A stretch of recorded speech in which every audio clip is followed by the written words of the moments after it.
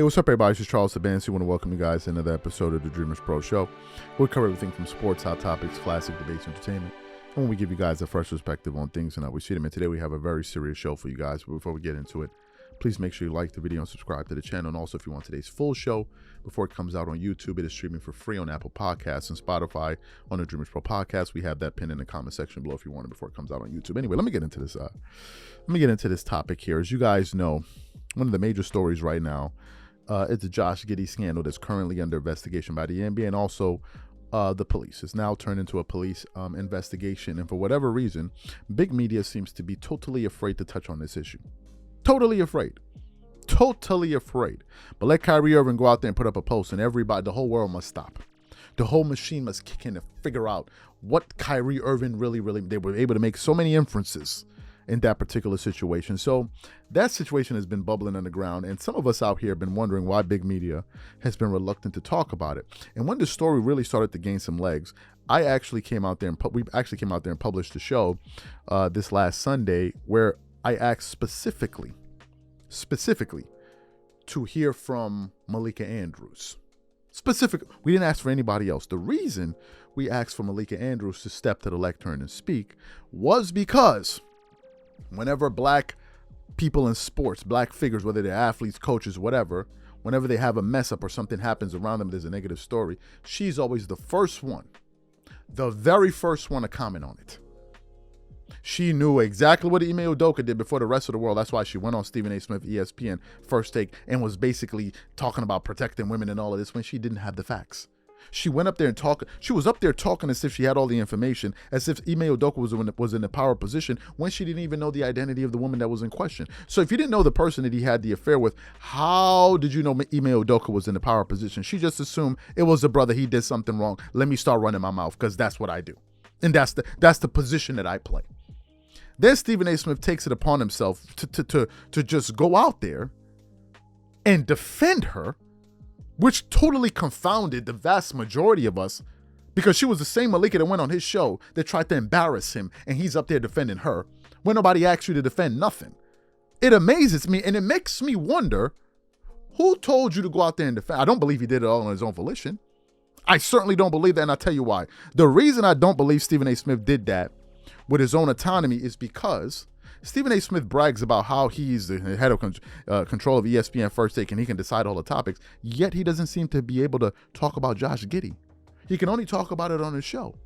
So to me, I have a lot of question marks around it. But anyway, Stephen A. Smith was reacting to some comments that was made by former NFL player Dez Bryant, and I actually want to read his original comments that were directed towards Malika Andrews. He wrote, and this was on November 27th, he said, Malika Andrews, you went out of your way to crucify Brandon Miller on draft night over something he didn't even do. Why haven't you said anything about Josh Giddey? I advise you not to make this a black or white thing. Your parents really raised you wrong, and just because you went to a private school don't make you better. You appeal, and I know you're kind. You are just a puppet.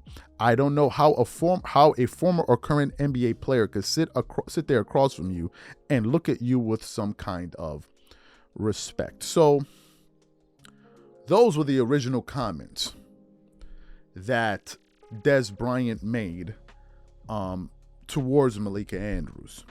Then what happens? Yesterday, Stephen A. Smith goes on his show, and he then brings up these comments by Dez Bryant and basically, starts to not go at Dez Bryant, but respond to his comments and question why he went so hard at Malika Andrews. So what we want to do is play some of what Stephen A. Smith had to say on the show in response to Dez Bryant, and we'll come back and continue on with the show. Take a listen to that. Let me say that what I'm about to get into, I usually don't get involved with. I'm big on supporting my colleagues and protecting my colleagues, but in the same breath, I'm also big on minding my own damn business when it's called upon to do so. And I'm certainly not trying to deviate from that in this particular situation, but there's a subject that I think demands participation from people in this industry, including myself. And that is this subject that's involving ESPN host Malika Andrews. Now, for those of you who may not know, and it's very few in the sports world who don't know at this particular moment in time, she's been getting some major heat, in particular from former NFL wide receiver Dez Bryant for ignoring the situation involving or surrounding NBA player Josh Giddey of the Oklahoma City Thunder and the accusations of him having an inappropriate relationship with an underage girl. First things first, before I get even any further, let me tell you what Dez Bryant had to say. Let me read that quote to you right now. Dez Bryant tweets, Malika Andrews, you went out of your way to crucify Brandon Miller, the #2 overall pick of the Charlotte Hornets on draft day, over something he didn't even do, wrote Bryant. Why haven't you said nothing about Josh Giddey? I advise you not to make this a black or white thing. Your parents really raised you wrong, and just because you went to a private school don't make you better. You appeal, and I know you're kind. You're just a puppet. I don't know how a former or current NBA player could sit there across from you and look at you with some kind of respect. Let me say this.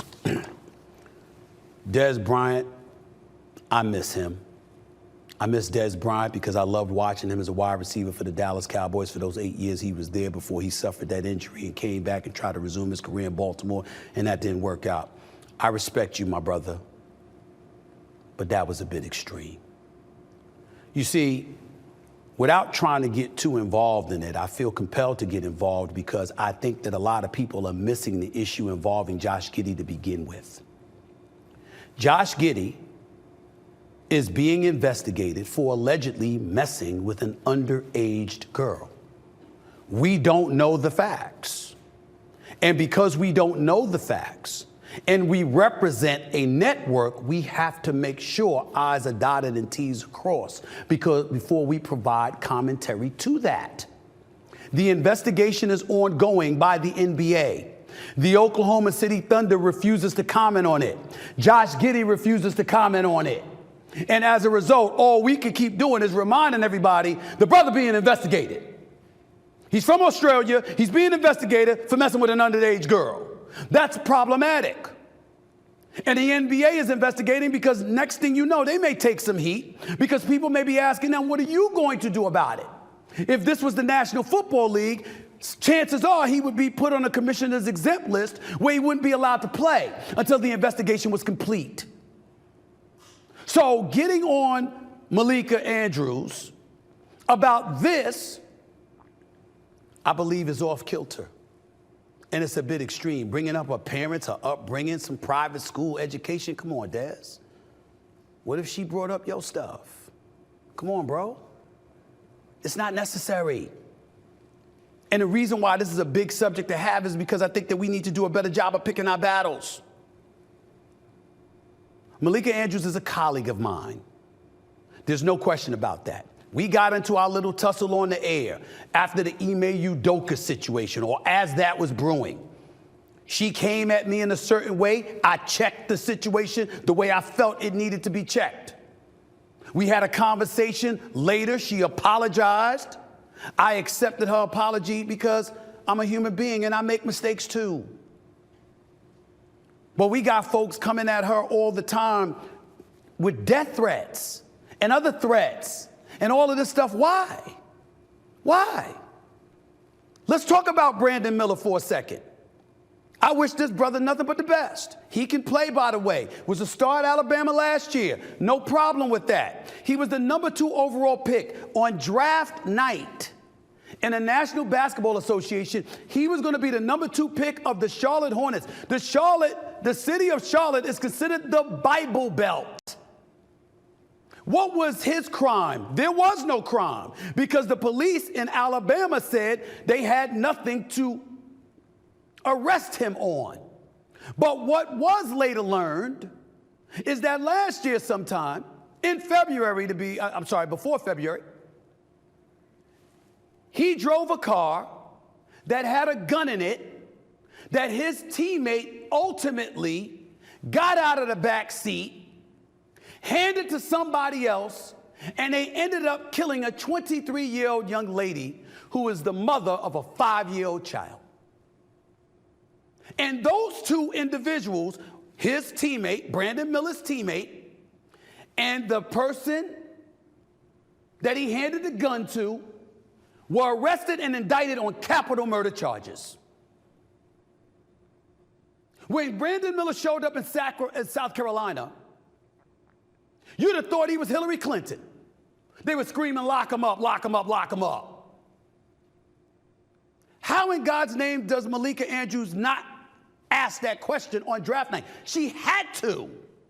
I'm telling you, me or any other reporter that was in that situation has an obligation to ask a team, an NBA official, or somebody about that question.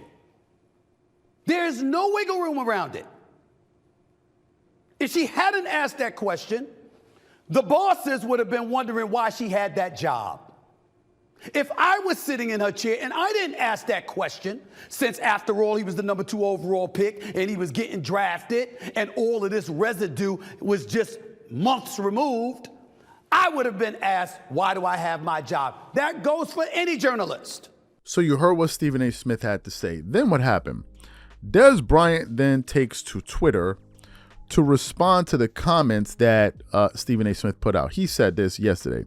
As Stephen A. Smith, I love to come on your show and provide more context in what I'm saying because I think a lot of you seem to miss my point. I don't mind talking about nothing I've ever been through to validate my point, or even more on the unfair treatment against certain athletes in the media world. By the way, I chose not to go back to Baltimore. I got the text message to prove it.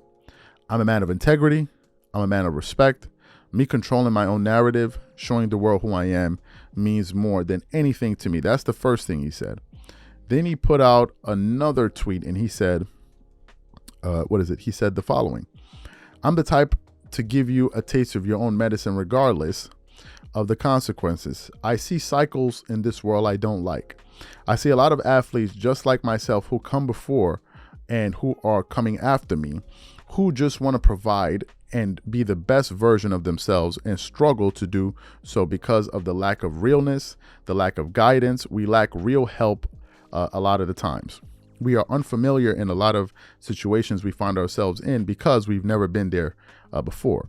Some of these situations are not going to benefit us in the long run. The majority of us only know the game we play. I never fell victim to an image I know I didn't create. I ain't never lied to myself. I preach my struggles all the time. That's why it seems like I'm always going against the grain.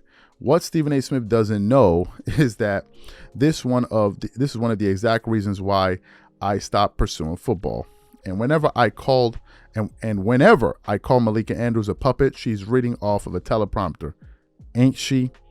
In a sense, she's okay with the information she's putting out.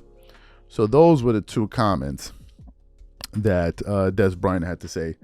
I believe in response to Stephen A. Smith. Here are my thoughts. I think that Stephen A. Smith should invite Dez Bryant to his show for him to further expand on his thoughts, because I think Dez Bryant gets it.